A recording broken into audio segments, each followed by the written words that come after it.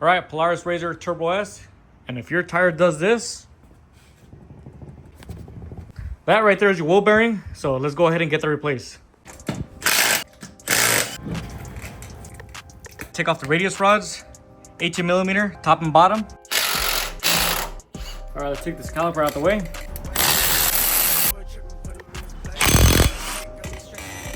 All right, we're gonna pull out the knuckle. You got 4 15 millimeter bolts.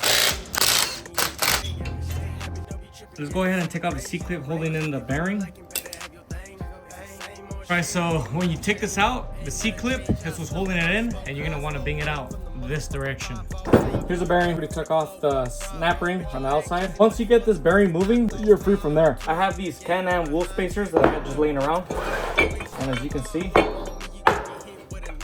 it basically sits in there pretty good. I need something to hold it like that.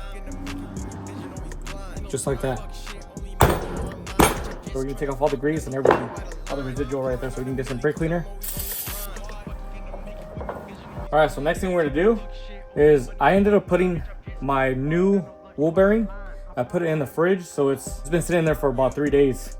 I mean, even if you can get it in there for 1 day, what we're gonna do is I'm gonna heat this up, and then I'm gonna take it off the fridge, and I'm gonna just set it in there. Here it is right here, nice and cold.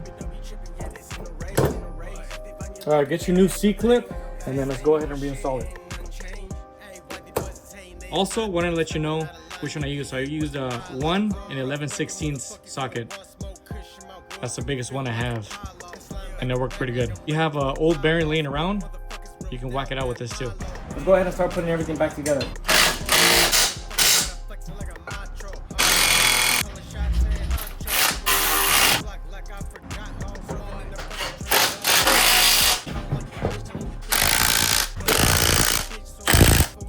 Guys go, no more wobble, no more play whatsoever. So that's exactly how you fix it. Thank you guys so much for watching, and I'll see you guys in the next video.